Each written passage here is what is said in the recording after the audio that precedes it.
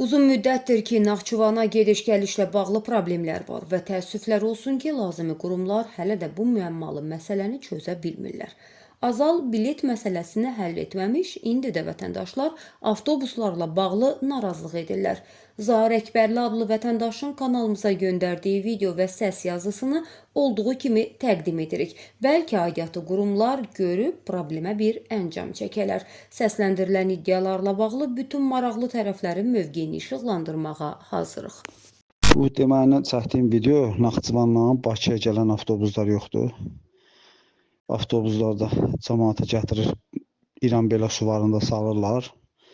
Cəmaat monitordan keçir, avtobusda monitordan keçib gəlib bu tərəfdə bizim belə suvarda cəmaat minib gedirlər. Cəmaat keçir, belə deyək gəlir, 4 saatdan sonra avtobusu buraxırlar, bizim gömürük. 4 saat avtobusu saxlayırlar, cəmaat aç-susuz qalır orada, bizim belə suvarda. Və buradan gedəndə, Bakıdan da Naxçıvana gedəndə yenə gedir Naxçıvan çulfasında milləti boşaldı, cəmaatı. Avtobusun özü keçir, belə deyək də, sürüb çıxıb gedir də, cəmaatı gözləmir. Bakıdan da cəmaatı beşin qoyub bagaja, bir kanı götürür ki, gedən Naxçıvanda götürə. Avtobus sürür gedir, cəmaatın veşin avtovazalda tulluyur, avtovazanın ortasına çıxır gedir. Cəmaat təzədən Naxçıvan çulfasından adam biri 5 manatdan gedir Naxçıvana, şəhərə avtovağzala. Veşin götürür, oradakı veşin. Əlavə də oradan taksi tutur, bir də gedir evə. Bilet almışam, online bilet Naxçıvana. Getmişəm, buradan bagajı qoymuşam, bagajın bilkasını verib. Oturub avtobusa getmişik. Naxçıvan çulfasında bütün avtobusun sərnişi ilə boşaldıb yerə, özü keçib avtobus sürüb gedib. Avtobus şoferində heç kimin nömrəsini bilmir də, nə bilsin? Sürüb gedib. Bizdə keçmişik gömrük, avtobus çıxıb gedib. Təzədən adam 5 manatdan tutmuşuq bir maşında, məsəl üçün 20 manat vermişik 4 nəfərə. Getmiş avtovağzala, avtovağzanın rəhbərinin, rəisinin yanına girmişəm, demişəm, qardaşım, mən bu bileti alanda mənim biletim sığortalıdır, veşim sığortalıdır, bagajım. Bunu sürücü mənə təhvil verməlidir bu bagajı. Gətirib atıb deyir, burada avtovağzalda cəmaatın gedən gələn yolunun üstünə sürüb avtobusu çıxıb gedib evinə.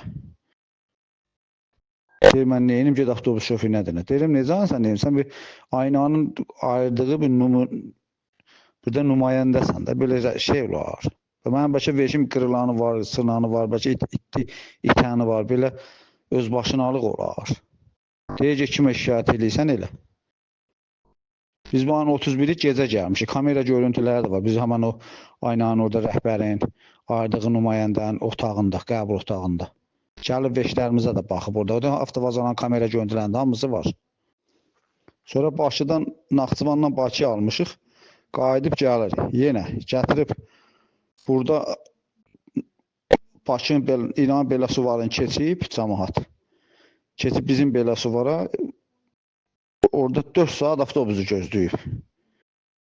Girib cəmaatla bir yerdə girmiş avtovağzanın içində, bir də videosunu çəkmişik də burada. Girmişik oranın kömürün rəisinin yanına. Demiş ki, qardaş, bu adam biz avtobusumuz 4 saatdır niyə gəlmir burada? Deyir ki, bagaja vurulan veşdən, bunun qurduğu cümləyə bax, bagaja vurulan veşdən 4 dənə veşdən 2 dənə bilka çıxır. Deyirəm, onu da sizin Naxçıvanda gömürük vurub da, biz vurmamışıq ki.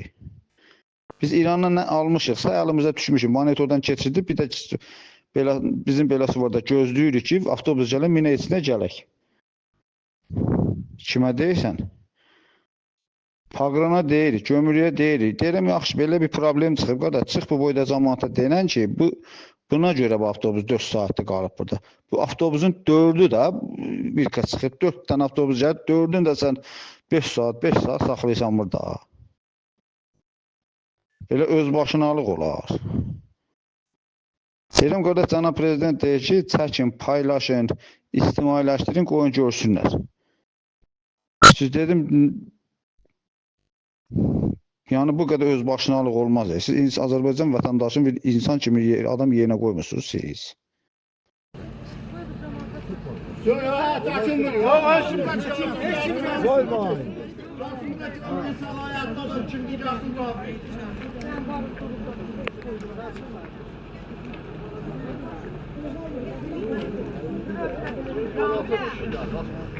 Aa, yok.